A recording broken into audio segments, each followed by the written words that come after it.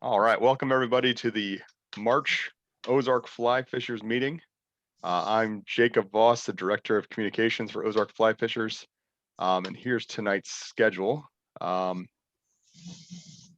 that everybody that you are on mute right now. If you do have a question, you can use the raise your hand feature at the bottom, or you can just, take yourself off mute and chime in.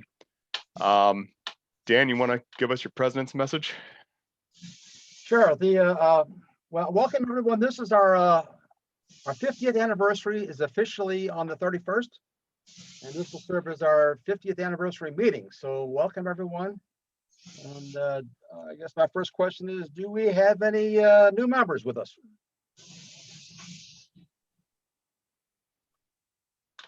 Apparently not. How about any visitors? I see one at least, but that's okay. Anybody have fishing reports?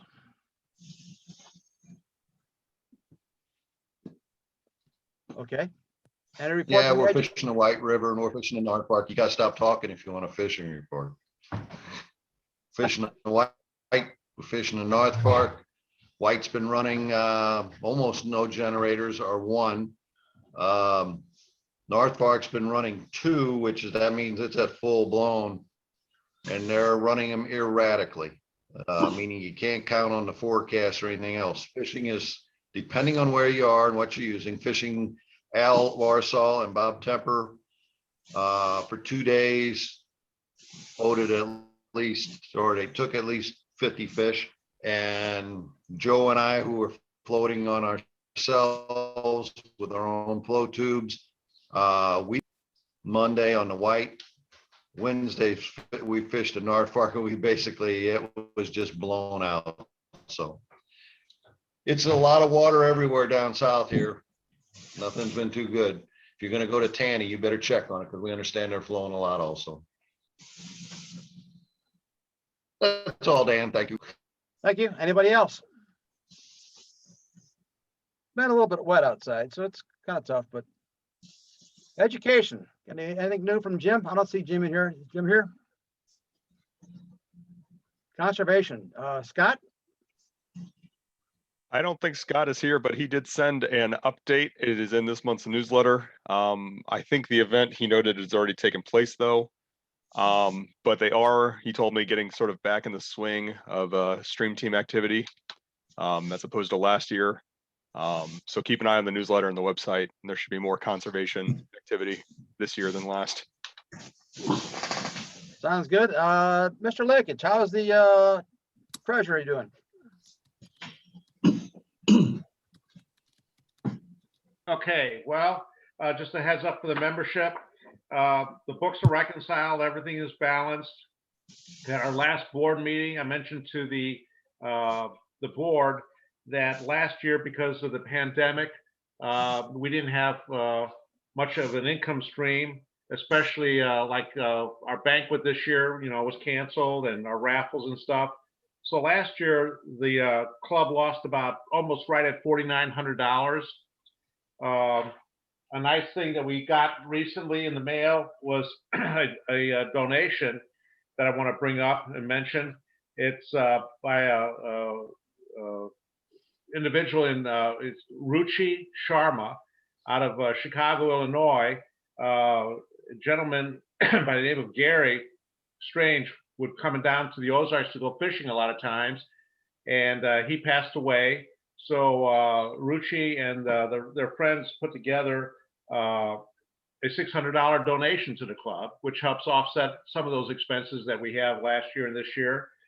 And in talking with the board, I want to mention to anybody in the organization that might be interested, because even though we're not having meetings and outings and stuff, we still have our fixed expenses like our insurance and our website and such. And this year we'll probably wind up losing money again. So I was going to reach out, and I'm going to give some information to Jake for the website. But the board approved, saying that, we are a tax exempt organization. So if you guys would be interested in offsetting some of those fixed costs that we experienced last year and this year, since we have no income stream, please feel free to make a tax exempt donation to Ozark Fly Fishers, maybe help us offset some of those fixed costs this year. And otherwise, unless somebody has any questions, like I said, financially, we're in good shape. The books are balanced. We have really no income and just a few expenses, but they're all kind of minimal transactions. I don't think we do 3-4 transactions a month at this point in time with our volume. So that's all I've got, Dan. Thank you, Steve. Membership, Al, anything new? Any new members?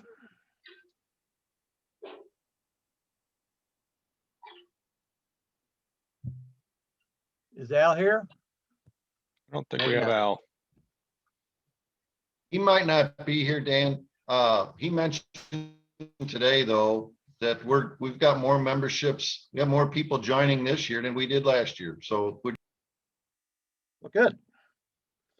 And Dan, I can say, since he sent me some checks, there have probably been I would say about 8 or 9 members that have joined this year that I've gotten checks from. Great. Okay. Ways and means, how about it? Chris? Is Chris here? Jerry's here. Jerry's the old guy. And he's on mute. He's talking, but he's on mute. I said, unfortunately, we have nothing to report on Ways and Means via Chris. Okay. All right, next up is outings. We have a new guy in charge of that. Rick, anything new? There we go. Yes, okay, and to start out with on the Taneycomo outing, reservations for the dinner at the College of the Ozarks is sold out. And that starts at 7:15 on the 24th April. And cabins 2, 3, 4, and 5 have been sold out. And the rest of them have, they're taken back. And next up would be the Montauk outing on May 14th and 16th. I just talked to Greg down there this morning. We have rooms 1 through 7 available. They cut us back, I guess, on a couple. The rate is $123.66 per night, and then that includes taxes.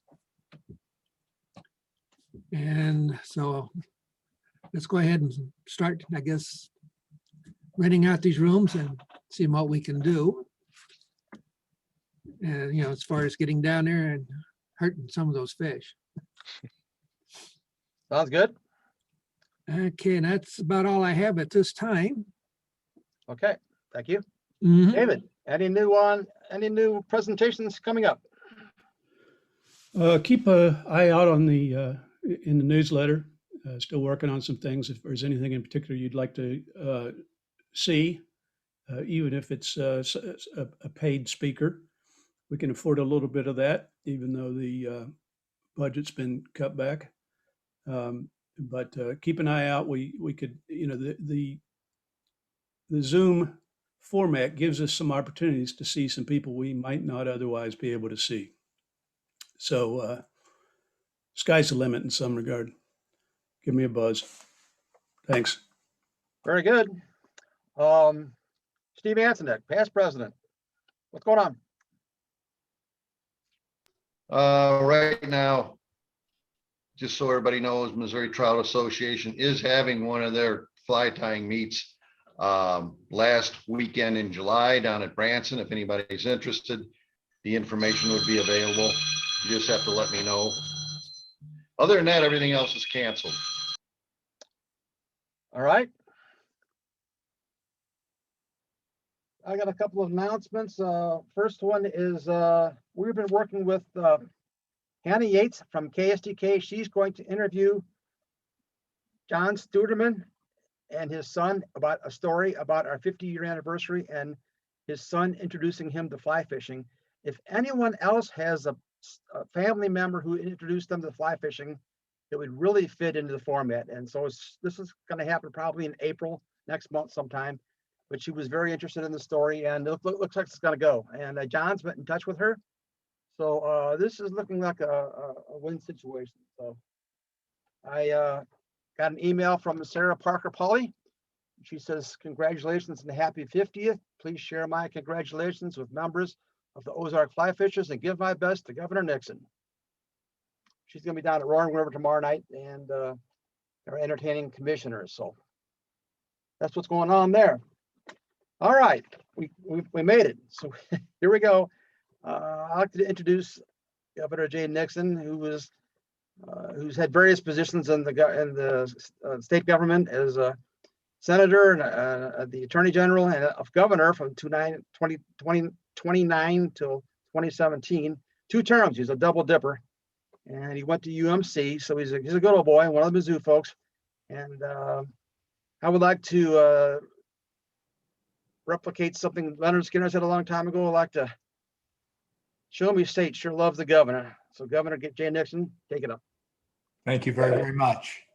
Thank you. And thanks everybody for inviting me to be with you tonight.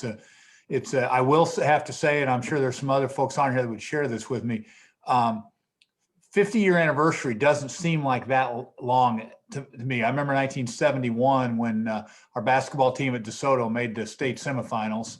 That was the year we came within 56 points of defeating Vashon in a tournament. So it was one of those years where we got a good bracket.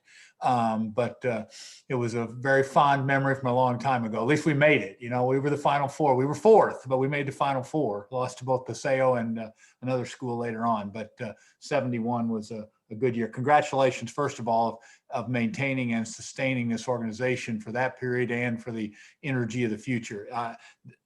As life becomes more hyper-local, especially during a pandemic, I think organizations like this where folks can reach out and then be together are even more important. So I just say that as a random thing.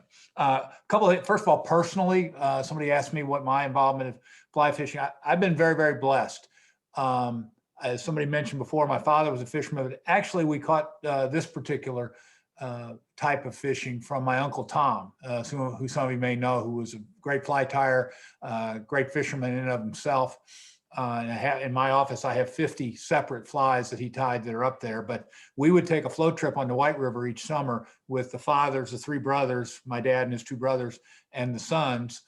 And we would put in at Sportsman's, and we stayed at an island downstream. And the first year we did, Tom Nixon had begun fly fishing down in Louisiana for bass, where he was from. And he convinced my dad and everybody else that we were going to become fly fishermen.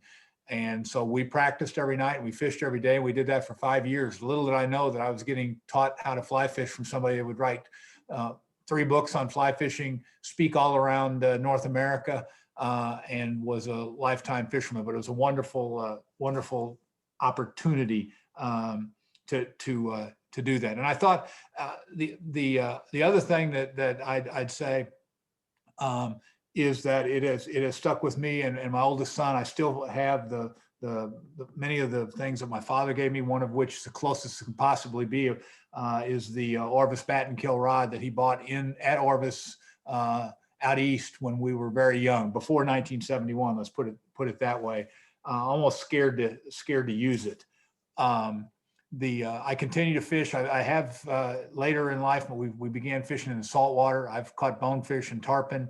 In fact, had a sailfish on for a while on a topwater thing we were messing around with one day. But the bottom line is that, and as far as what I'm doing now, we're going down, as I said, with Georgiana, we're going down the Current River in 2 weeks. And I just booked a trip to the Platte River in Wyoming to fish the Miracle Mile. And then a couple of sections south of there, a friend of mine has a place in Fort Collins now. And we fished the Poudre River last year. I also fished the Clark Fork in Montana and hope to go back to that part of the country again this year, as well as see the rest of Missouri. I'm going to be in Joplin in May, and we may sneak over to Roaring River on our way down south, where we got to go after that. But you didn't ask me to come in here to talk about myself. What I thought I would do for short presentation here tonight is talk a little about 4 lawsuits that were brought.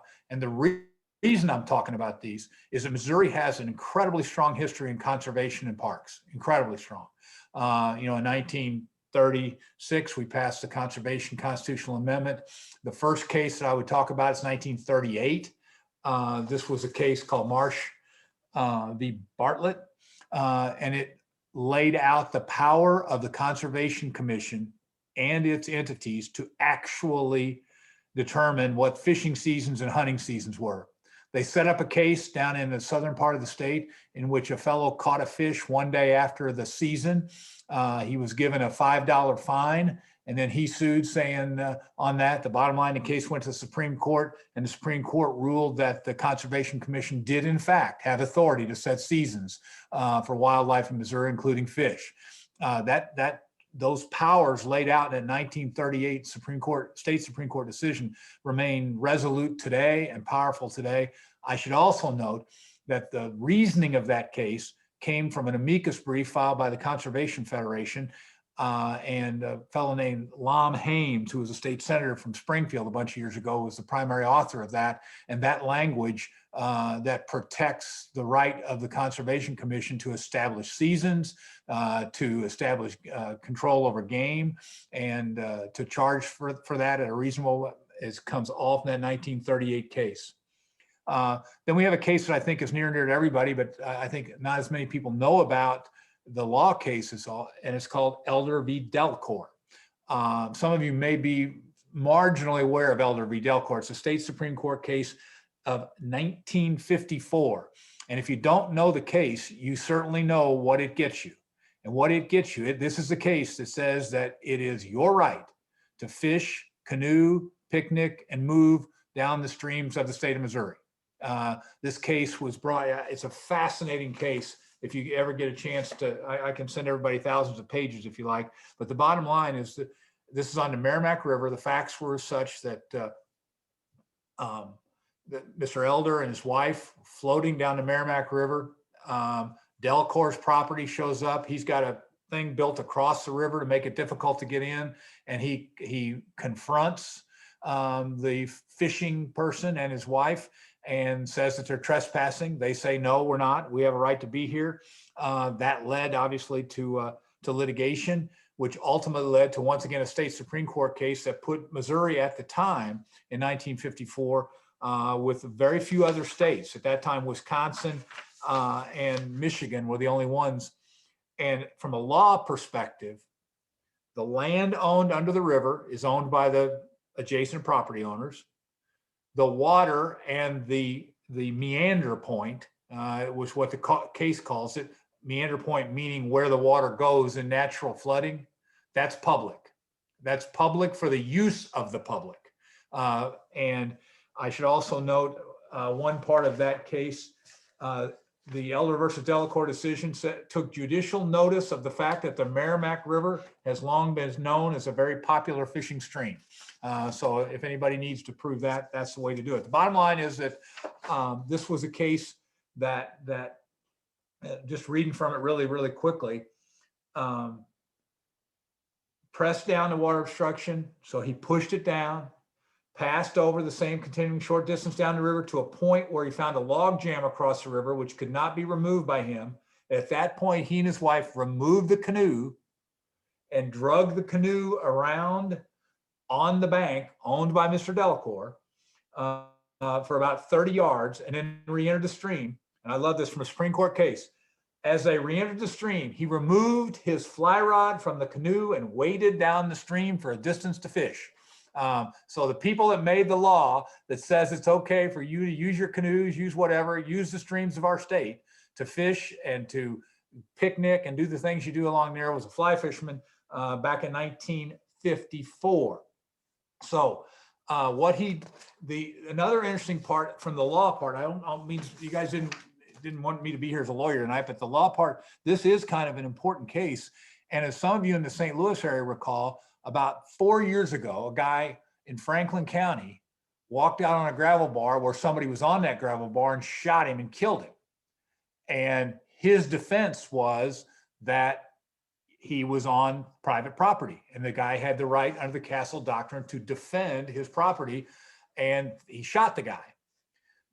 He was ultimately charged and convicted of second degree, maybe manslaughter.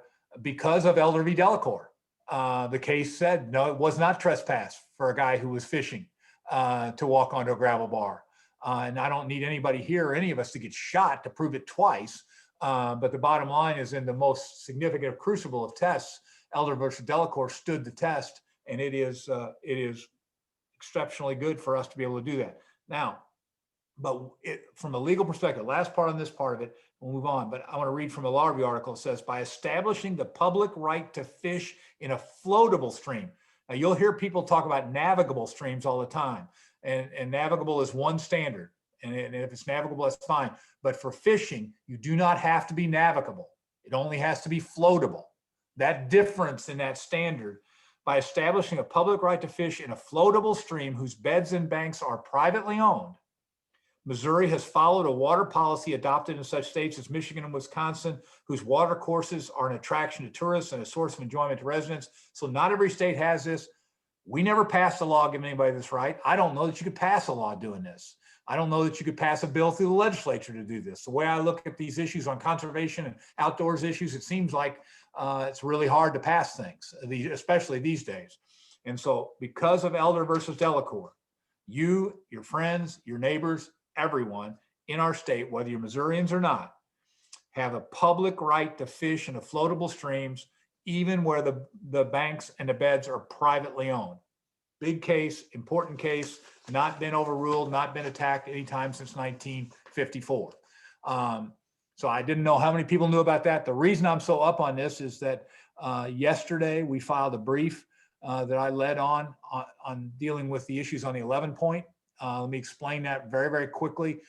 You all, Fly Fishers, are a member of Conservation Federation. Conservation Federation was the lead signatory on that brief. We had 10 different outdoor organizations: Conservation Federation, Parks Association, Recreation Association, LAD Foundation, Sierra Club. We had, like I say, 10, and I had 8 lawyers from around the state that gave their time completely free. And the issue is about the 11 Point State Park in Oregon County. Here's the issue very simply. When I was Attorney General, we dealt with what we call the legacy of lead, a bunch of lead problems in our state, a lot of damaged environment. At the end of that, during a bankruptcy of, I believe, a Sarco, I sent an Assistant Attorney General to San Antonio in a bankruptcy hearing, and she was able to get $56 million for the state of Missouri to be split in 2 pots. One pot to clean up property and streams that have been damaged because of lead. And right now they're continuing to work on both the St. Francis and the Big River on doing some bank work in that area with some of that money. But equally importantly, in a co-trustee relationship with the Department of Interior, the other $25 million, $26 million, was to be spent to buy property to make up for the property that had been destroyed because of the legacy of lead. Let me give you an example of a couple of things we bought. We bought about 90 acres right above the spring at Bennett Springs. I was deeply concerned that that spring, which just sits there with the land up from it, especially up that hill, that if somebody bought that and developed it, it could put things into that spring, which would not be helpful. So we bought 90 acres that take care of that up there, just to leave it lie fallow, to guarantee that the land would be natural in perpetuity, owned by the state parks, to be, so that that spring would not have any pollution coming. Now, obviously there's things underground. That's one of the things we did. But one of the other purchases we made was 4,167 acres on both sides of the 11 Point River in Oregon County. That was it was controversial from the locals because people just didn't like parks or whatever. So I tussled with them while I was governor. After I got out, a lawsuit was filed in which a local judge ruled that the state had to sell 625 acres of that state park because there was an existing federal conservation easement on that property, something we knew about when we bought the property, okay, and we're happy with. But when the Ozark Scenic Rivers came in, the forestry department bought or got easements on each side of the river to protect it from development. And the judge ruled that since that was done, that it was impossible for that to be also be co-used as a state park, or co-not used, which is completely absurd on the law. We have easements in all kinds of parks. Current River State Park in Missouri has a conservation easement on the Current River. We have easements all over the place, various types. So I put together a group. First of all, I did an op-ed, and then the state appealed the decision.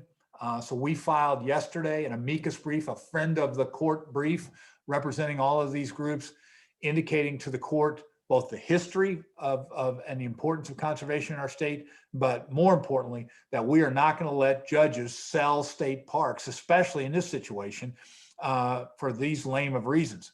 I should also note, when they say that the federal government conservation easement protects the land better than us, it doesn't. And here's why. Federal conservation easement can be waived. This is to the Forest Service, which is in the Department of Agriculture. The Department of Agriculture can end that easement with the signature of one person, one bureaucrat. Doesn't even have to be the top person. We saw that happen in Utah, and we've seen that happen in Alaska. And I'm not saying, I'm not making any political statements other than to say that I don't want to have our our beautiful gem of the 11-Point River protected only by a bureaucrat in Washington, D.C. That's one of the reasons we made it a state park. You cannot get rid of state parks like that. It's extremely important that when the public owns something to be used for public use, especially parks, that DNR and parks be given authority to manage it, and that we have the ability to enjoy it forever. I think that there was no case cited on the other side. We'll see how this goes. We feel good about our chances, but I appreciate all the groups that jumped in to assist us on this project. There's an article in the Post-Dispatch today. You'll see a few other things about this, but I think it's very, very important. If people start for willy-nilly reasons getting judges to order that our state parks can be sold, and remember, when they say you can sell a state park, that means that the judge ruled that everyone else in the world, except Missouri State Parks, could own the land next to the 11-Point River. That is so wrong and so dangerous, and we need to have it reversed. And we're working to get that done. And I thank you all for your efforts in that regard. I just want to brief you that if I'm into the law part of this too much, I mean, I'm practicing law now. That's what I do for a living. But that's what we're doing. Two other cases real quick that lay in this legal background. And once again, the reason I'm talking about the legal background here is that the dynamics have shifted in many ways in our world these days. It's extremely hard to pass through a legislative body these conservation and outdoors things. I mean, I worked extremely hard as governor, but we still had lots of fights, and folks were attacking conservation and parks way too much. So the other two cases, just to touch on real quick, and one other thing, and I'll be glad to be quiet and take questions or have a discussion here. The next case to talk about real quick is a 1975 case involving one of my law partners, Jack Danforth, state NXRL Danforth. It held that preservation of the state's natural resources is a public purpose. Now that may sound simplistic, but Missouri has a constitutional provision that prohibits the expenditure of public dollars for private purpose. And this case arose in a context of a grant under EIERA, which is our Environmental Improvement Authority, bonding authority, and it was going to a private group to fix something up, and it went all the way to the Supreme Court, and the Supreme Court ruled that preservation of the state's natural resources is a public purpose, meaning you can spend public money, even if it goes through private sources, to protect the natural resources of our state. The last case, just to talk about real quickly, everybody here is probably aware of that, Hill versus Department of Conservation. This is the deer case that was decided by the Supreme Court in 2018. Some of you may recall the history of that. Chronic wasting disease came to Missouri. The Conservation Department put some rules in to limit deer coming in from other states here because a lot of reasons, not the least of which was that the chronic wasting disease was arising in areas around the put and take hunting places around the state. And that was seen as the place where CWD came in. So they shut that down for a while, a major lawsuit, a bill that I vetoed to change it, successfully held a veto, and then a lawsuit. Basically, the lawsuit was trying to say that deer are not wildlife. Deer are in fact livestock. So the Department of Agriculture would have control over them as opposed to the Department of Conservation. It would also, from the purpose of really trying to bore people about the law, since the fish of the state are owned by the state and the people of the state, not conservation, not DNR, not the landowner, same is true for the wildlife. When that wildlife is out, if it's on your property, fine, but it is not your property until it's killed. and you have it and you take it. Before that, it is the state's property. Those sound like simplistic things, but when you lose those linchpins in the law and you have activists trying to sell parks, allow chronic waste and disease to run wild here, limit the seasons you can have, and take away the ability to constrict the use of parks if there have been danger to it, much like an area where there's been a pollution or whatnot. All of these, I think, are extremely important. And I'm going to be becoming even more active because I'm just deeply, deeply concerned that we are seeing efforts to denigrate public lands, efforts to limit them, and very, very few heroes running in to help. And I would end this portion of my too long and overly legal presentation here by a quote from someone who I read very often, Aldo Leopold. For those of you who don't know Aldo, I mean, I'm sure most folks do, but Aldo Leopold was a professor at the University of Wisconsin, the inventor of the modern land ethic, conservation land ethic, and published Sand County Almanac in 1948. It was published after his death when he was fighting a fire, helping his neighbor fight a fire on his property, and he died. The book came out in the first 5 years it was out. It sold fewer than 6,000 copies. And in 1970, with the foundation of Earth Day and Gaylord Nelson, the senator from Wisconsin, being a sponsor of that, he talked about Aldo. And oh, by the way, over the next year, 2 million copies of Sand County Almanac were sold throughout the world.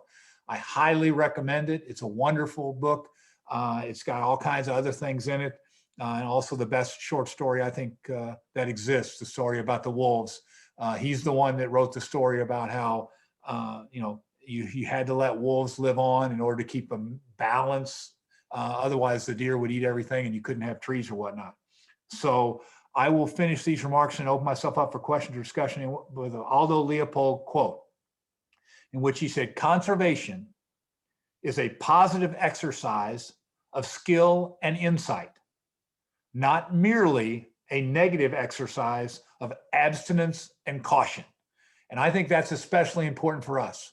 As we look at a planet that has challenges, as we look changes in the environment, I think we have an offensive responsibility to make sure we used to say in Boy Scouts, we leave the campsite better than we found it. And I know this organization feels that way.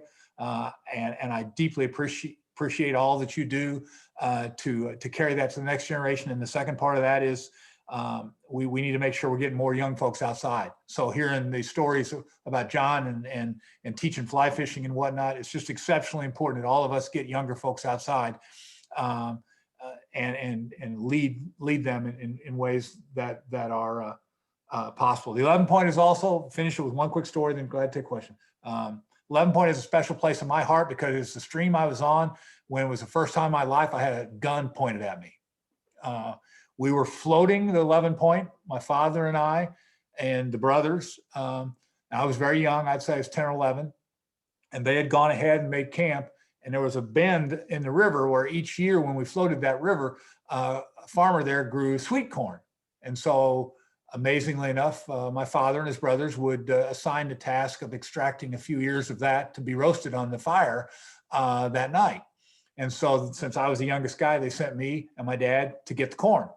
We pull off the river, get in this field. It's absolutely beautiful, small field. And my father and I are walking down, literally taking the corn, misappropriating it for our personal use. And in between the two rows steps a farmer with overalls on, and he lowers a 12 gauge pointed right at me. And he looked at my dad and I, and he said, "What are you doing?" And my father looked him right in the eye and said, "Sir, we're here. We're buying some of this $5 an ear corn." And the farmer looked at him and said, "What?" He said, "Yeah, we're here to buy some of this $5 an ear corn." And the farmer said, "Well, how many ears you want?" My dad said, "I got $50. And the guy said, "Okay, sold." So my dad gave him $50. We only had 8 ears in our hands. And my dad said, "No, you go back and get 2 more. If he's son of a gun, he's going to charge us that much." And so I got the 10 ears and escaped with 10 ears of corn that cost $50 and cooked them that night. And nothing ever tasted better next to and it was able to remove the urine from my jeans by soaking them, also from the interaction I had with the local farmer. But 11 Point keeps a fond place in my memory. With that, Mr. President and others, if there's any questions or comments or thoughts, I'd be glad to respond or say anything or shut up and whatever is necessary. But thank you. So this is so important. It's thank you for having me. It's really I appreciate this more than you can imagine, to see folks continuing the way you are, getting folks fishing and doing the things that you do. It's just wonderful. Jacob, you have questions? Yeah, we got a couple member questions submitted through the website. I think you might have touched upon it a little bit, but I'll go ahead and bring them up on the screen. Just a second. Let me know if this is big enough so everyone can see it. I can zoom in. So Dan, this is yours. You want to go ahead and read it? Yeah, we keep hearing of people trying to change the Conservation Committee makeup and selling off parkland, which you talked about, and messing with also the water table. Who are these people and what are their objectives? These people are not on our side on a whole lot of issues, but that's not. And I would say, if you're looking for groups that were challenging in this area, I've spent my life trying to work to get the Farm Bureau to be more sensitive to conservation, as well as conservation more sensitive to Farm Bureau. I just wish those folks could make up and move forward.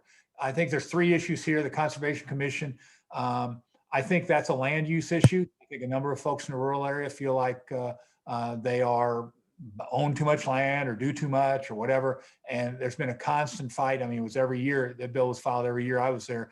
They're trying to, like, the equivalent of judiciary, where they want to have judges elected instead of the court plan. They're trying to have the Conservation Commission larger. And there are some people that believe it should be elected. And I think all of that is just a way to take power away from that independently constitutionally empowered. There's also litigation going on right now about whether the legislature has the power to cut their budget, even though it's a separate constitutional budget. You'll see that come up. But the bottom line is, I'm not sure who those folks are, but they're not with us on this stuff. I get the sense that there are a lot of city folks that just don't understand the value of the outdoors. As far as selling off state parkland, I mean, we are doing everything we can to stop this. And I'm hopeful that we're going to get a decision like the ones, that's the other reason I mentioned the cases tonight. I would love to have a decision by an appellate court that's as strong as those decisions that I mentioned tonight. If we do that, then it'd be a problem that came on our watch and left on our watch. And then the messing with the water table, I think that, for me, that's most significant in the southwest section of our state. You've seen the water table drop down there in areas north and west of the North Fork of the White, west of Stockton Lake. There are some places there where the water table has dropped 5, 6, 7 feet. There are wells going dry down there, not because there's not water on down, but because they only go down so far. I think the most significant culprit of that, if you're going to say culprit, is the large agricultural operations down there, especially big turkey, big chicken. They just use a tremendous amount of water. And I think that's the most significant water table problem down there. In north part of our state, northeast part of the state, the Missouri and the Mississippi continue to be fine. In Missouri, however, something I fought for years, they're continuing to try to pull water out of the basin in the Dakotas and ship that water north. I had a meeting in the Attorney General's office when I was Attorney General with Gary Dewar, who at that time ended up being ambassador to the United States from Canada, but at that time was the premier of Manitoba, to have us team with them. They did not want the Missouri River going north because they didn't want the endangered species to go into the Hudson Bay. We were able to block that. That's a constant fight, but if they take water out of the basin of the Missouri River north of us, then you're going to see a drop in the water table of the Missouri all the way down. That is an eternal fight that continues as we speak. Hopefully that's not too long an answer, but Thank you. and the objectives, the last part of the objectives, I wish I knew, and I've talked to a lot of them. I think on the water table agriculture, they certainly got an interest there. On the conservation, they're just trying to, I think, diminish the power of the commission. And on the selling off the state parkland, that's just flat out wrong. And we're going to do everything we can to stop it. And I'm extremely hopeful we'll be able to do that. I feel very, very good about the brief we filed, and the fact the state's with us. I feel very good about our chances in that case. Okay, we had a couple of questions from Steve. Steve, I picked your first two. And again, these are pretty, I think, pretty related to the same topic. Steve, did you want to go ahead and read these?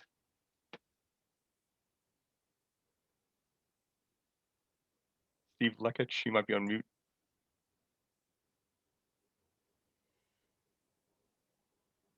I can read them if you want.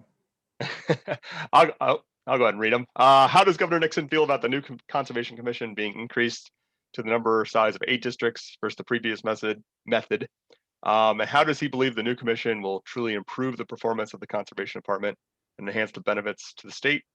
Or is this more of a political move that has been a concern of Missouri residents for some time? I think it's much more of a political move. I'm not in favor. I can see why people would want to have more commissioners. 4, an even number is hard. And only 4 with 6-year appointments gets very few touches from the public. But I think we've had a series of very responsible commissioners.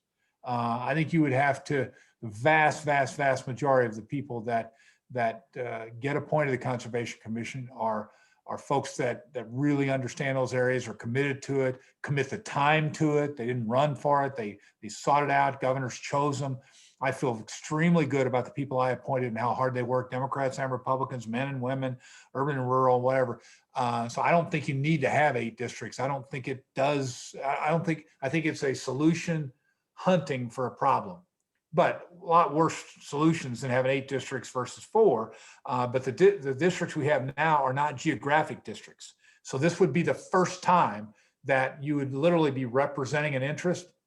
And I don't support that.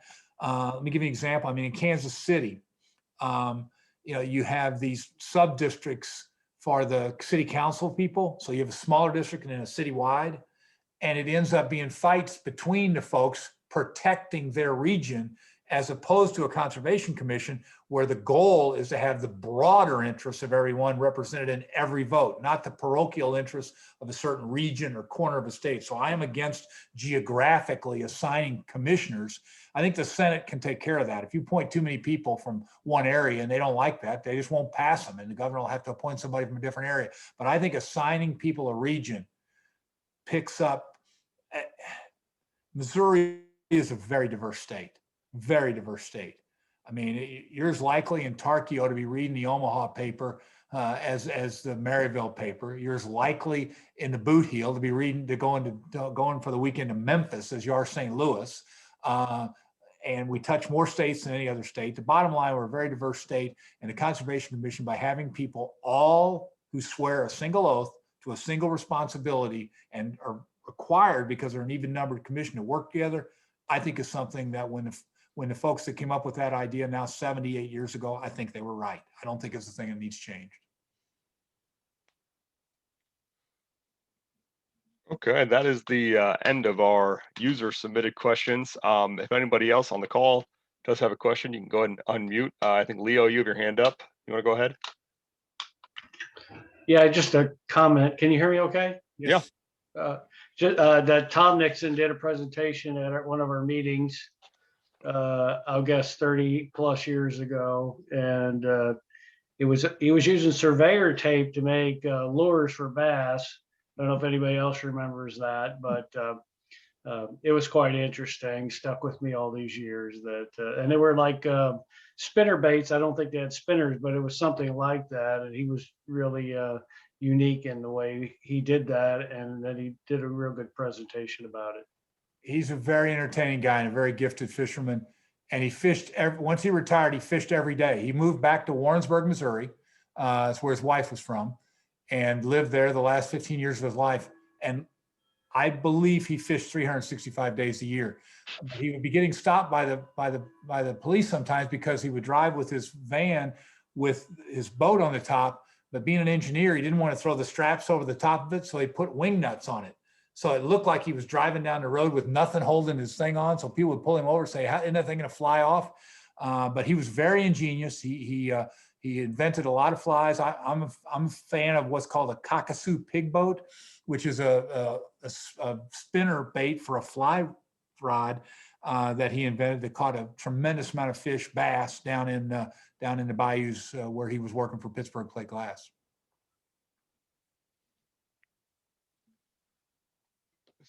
Steve, did you have another question? Yes, Governor Nixon, going back to that ruling, Elder versus Delore. Or, Elder versus okay, Delcor, yes. right, Delcor. I used to canoe a lot and have my own canoe still, and I was always under the impression that the word navigable was the key word, not floatable, and that you had the opportunity to basically walk on the property up to like the high water mark. If in case of floods or whatever, you could reasonably walk up that high on the property, on the shore and stuff, to either have lunch or take your canoe out around a log jam or such. If indeed we have the right to go on a floatable stream, and sometimes you got to get out and drag your canoe because the water's too shallow and the ripples and stuff, why is it that we have such a hard time with the landowners who, I guess, should know that ruling better than we who are the floaters? How come it's so difficult, to get that message across to them and get their cooperation with that law? I think it's a great question, Steve. I think it's because both sides are right. When you say that they own the land, the right that we have is not an ownership right to do what we're doing. It is by establishing a public right to fish in a floatable stream, that's separate from ownership. So they still own the land on both sides and underneath. And so they are right. It's their land. So why is it still a problem? I think that it's attitudinal. I have had to go through on the Joachim Creek in Jefferson County when I was young to get through a thing of that nature. My father and I and Earl Blackwell were floating one day, and a guy came down and said we couldn't do it, and we kept doing it. I think that a lot of these folks, I don't think they spend a tremendous amount of time in the law books. And these days, because of the proliferation of folks being armed in these situations, I would be careful. But I do think that the law is pretty clear. Nothing's been changed since this decision in 1954, and you have to read it carefully and look at it. But the piece I read from today on this about establishing a private right to fish in a floatable stream, that's from the WashU Law Review, from a piece they did after the decision. I could read you from the decision also. There is some nuanced about whether you can camp or picnic. Some people read the decision to say that it's a limited camping. They use the word camping in there, but it's used in a 1950s version, kind of you can stop and have lunch and things. But I think that the fact, and the other thing is that most of the old cases here, when they talk about either navigable or floatable, they're talking about whether or not these streams were ever used to float timber downstream. If you go back into the old cases, when they clear cut Missouri, they certainly didn't have trucks to carry out all that timber. They put it in the streams and floated it downstream and dealt with it on downstream. So the navigable, as well as navigable, is the ability to move up and down in a boat in something like that. But the floatable is tied more to those trees that floated down as a transportation spot, and figured if they're going to give trees that right to come across, well, give fishermen the same right. So I think the law is good. We're clean on the law on this sort of stuff, but that distinction I just think is missed by some folks, and one that we're very aware of in the law. And if people get into trouble in this regard, feel free to either email me at jnixon@dowbennett.com. I'll talk to folks. This is important to me. I think these streams are hugely important to us. And if I can't walk up the Mineral Fork right at the Jefferson County, Washington County line and fish for some smallmouth because you can't take a big boat on it, that's bad for me, bad for everybody. And so while there are people that have opposition to this sort of stuff, I think the law is very, very clear. To follow up with that, Governor Nixon, like you said, a lot of people don't get into the legalities and read the cases, and the property owners probably don't, do any of that either. Would it be wise, since this is a constant issue for the outdoorsmen, the fishermen especially, to cite that or put that into the little conservation little booklets they put out for the fishing and hunting every year, so that the fisherman can have that in his pocket and say, here's what authorizes me to do that. We don't have to go to WashU library or, check with the courts, or, you can cite it right there and say, this is, why I'm here. And I appreciate your, efforts for letting me pass on your land. Yeah. Versus, everyone has an opinion while you're on the stream and they're both opposite. Certainly, and I'd be willing to work with some folks to write something up if folks wanted it. I have no problem doing that. The reason I think conservation, if you look on their webpage, says some of this. It just doesn't say it as in strident of terms. And I think that one of the reasons why is that they're in that situation where the legislature is trying to take, have elected conservation people and cut their budget and all that sort of stuff. And so I think it's better if we're outside in the pressure from outside the forces in. You all, Conservation Federation, other places like that. But let me look at drafting something up. It's not that complicated. And We carry that in our pockets and in our vests and our tackle boxes all the time, to make sure we're following the rules. So at least you'd have something to arm yourself with. if you could just let me go with you, you can put a podium on this gravel bar. I'll just give a speech and you can fish. You may get an invite. No, I'll be in touch if you guys have. I can do a one pager on it or something like that. You guys can figure out how you want to format it. Doesn't matter to me. It's just important stuff, and people should be armed with what the law is. And you're not supposed to, and if you do any damage to property, now you're responsible for that. So if you drag your canoe over somebody's property, that the case says that too. So let's say you're going around something and you hit a fence or you hit something that's clearly on their property, then you are liable for the damages that you do because the property is there. Your right is on the stream and the meander banks of the stream. We always camp within those, what we call the meander banks, camp within the place, the natural flood, not the 100-year or 500-year flood line, but within natural flood line. And I've certainly had landowners come down and talk to us, but never caused any problem, any significant problem. And all the ones that my dad and I dealt with when we were doing it preferred Bud to Bud Light. I know that. Leo, did you have another question? I had a comment that is in the fishing regulations that you do have the right to go fish those streams. I was just trying to find it, but it says if you're confronted by a landowner, you should leave. So I'll try and find it here. I know that wording is already in the fishing regulation books. Yeah, it's like I said, I just don't think they're full, Leo. I just don't think it's in there, but I don't think they're full throated as they could be. And I think everybody says if somebody confronts you, you should leave. But quite frankly, I don't think we should. If you read Elder versus Delacour and some of these other cases, it's pretty clear that the facts of those cases were set up pretty well. I mean, and so that the right facts were in front of them. But I do know that conservation, everybody else, if you're confronted out there, but you just don't really have that choice. If you're floating down a stream and somebody says you can't get on the gravel bar to have some lunch or something, you don't really have a lot of choice. You can't like turn around and go back upstream.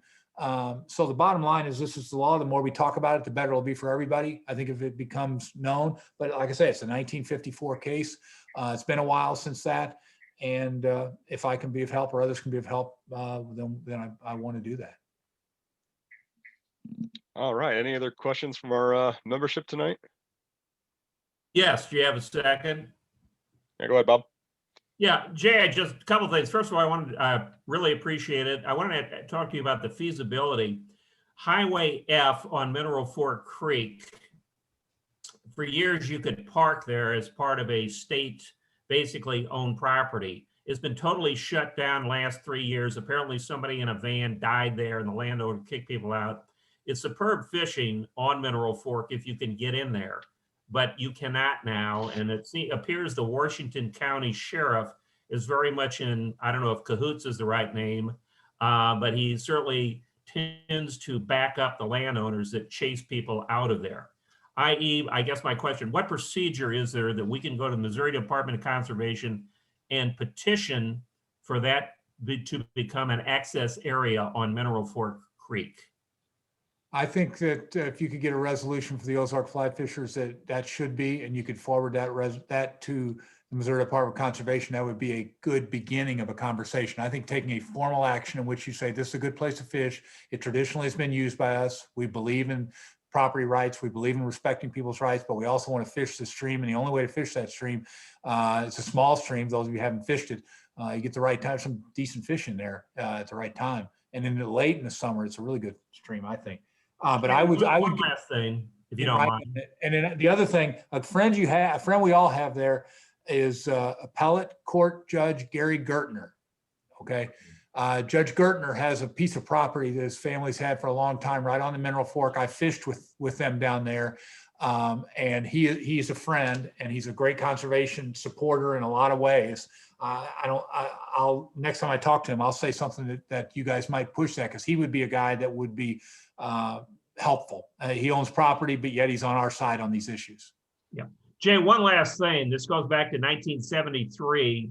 Your Uncle Tom's .56er fly was featured, one of the first flies featured in the Ozark newsletter. It was an excellent fly. I hooked a large fish on the White River and lost it on the fly, and somehow I blamed him for years, regarding that. I have forgiven him, but I think it should be a little bit of note of Ozark history that your uncle's .56er was the first fly basically featured by Ozark Fly Fishers. Wow, the 56 is a great fly. I got a bunch of them, and I still use it in other streams also. My story about the 56er is Uncle Tom designed that fly and used that fly, put weight on it. You got the lead on the inside, Sure. sink it down, and then move the sinking tip line. But the reason my dad built his house where he did down there on the White River was because when we were in Boy Scouts one year, instead of going to camp, we decided all of us would do the 50-miler.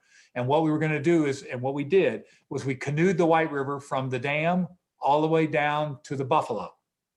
Sure. And we stopped one night to camp at Rim Shoals. Right. My dad, being the good scoutmaster that he was, had us put up the camp, and he went out and fished. He'd make his tent had to be perfect, and the fire had to be ready before he would grace us with his presence. And I hear him yelling out there, and he comes to the side, and he's got a 5-pound rainbow trout on a 56er, and he shows everybody. Then he releases it, and he goes back out. And about 45 minutes later, he screams again, and I come down, and he's got about a 4.5-pound brown trout. And on that 56er, my dad, within 2 hours, at that one spot, that one place, caught a 5-pound rainbow and a 4.5-pound brown. And he turned to me and the troop and said, "This is where I'm going to die." Now, he ended up dying in a hospital at home in St. Louis, but he spent a lot of time right at that spot. So the 56er also carries a very, very significant history for our Nixon family. And I think it's one of Tom Nixon's best inventions. Well, I'll shut up here in a bit, but that's exactly where my interception with a large rainbow occurred on a 56er at Rim Shoals, They get 1974. down. The fly it sinks really well. It's better for bigger fish. I'd use different sizes, different seasons too. Yeah, on that fly. But sorry, Tom. I got a lot of lectures from him. So anything you're going to tell me about what Tom Nixon said, man, he said all of it in my ear, and he's carped about this and that. He was a great guy. He was really, really funny too. Very, very, very wonderful human being. Really missed. He and my dad were so close too. But anyway, we all time comes and time goes. We're not going to look backwards. We're living today. All right, guys, we are about at the hour. Any other last minute questions for the governor? Yeah, if I could ask a quick question. Governor Nixon, last year during the pandemic, it appeared that visits to the state parks has increased historically, maybe like the second highest in attendance.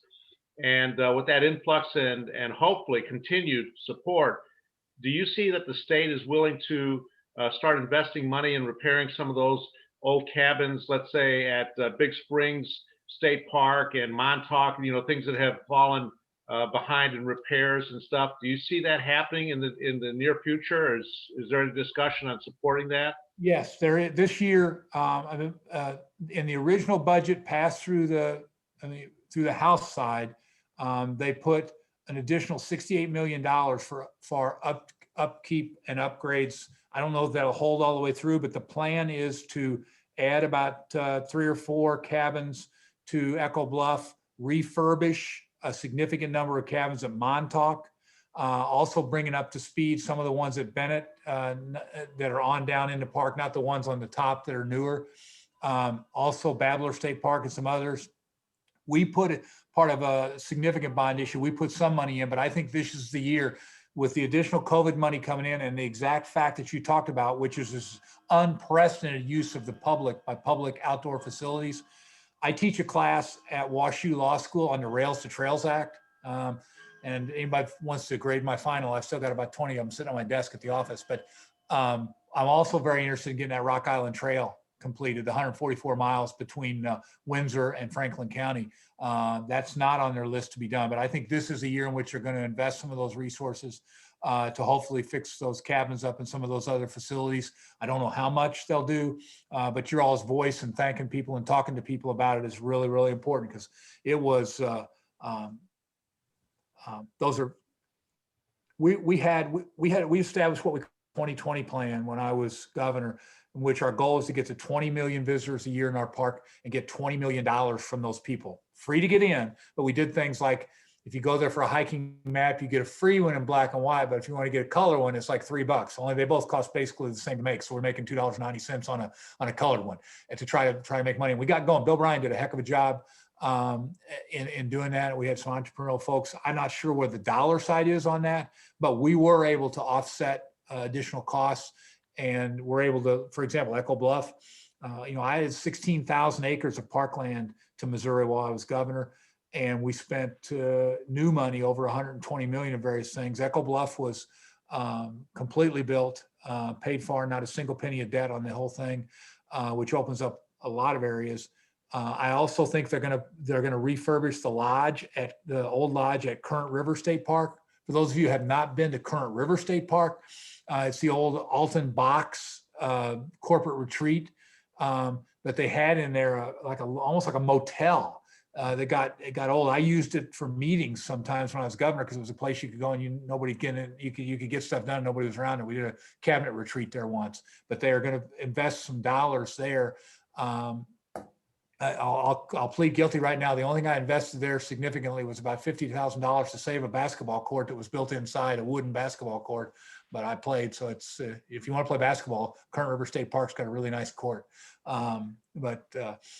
Anyway, I'm hopeful that your guys don't underestimate your voices either. When you see members of the legislature, when you see people talk about how important this is, you're a grassroots organization of great Missourians, and use your voice. I think one of the things people don't really fully realize in electoral democracy is that elected officials will in fact listen to their constituents if they are respectful, correct.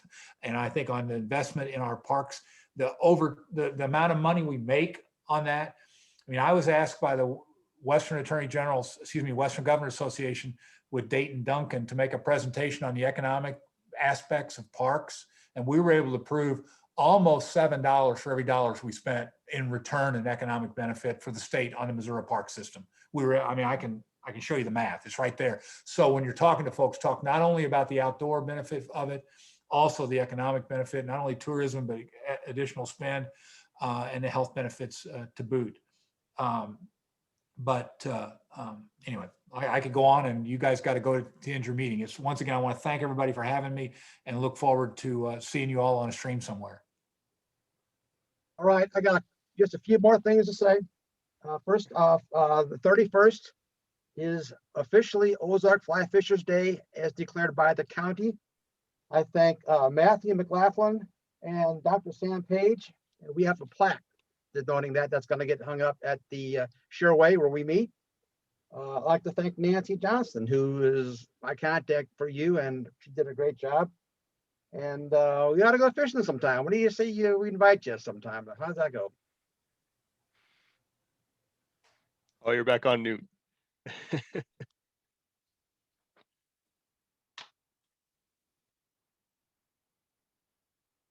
Jake, you still on mute. I'd love to fish. Like I say, when I was governor, I hunted a little more than I fished because it was quieter, and you get anything quiet you could.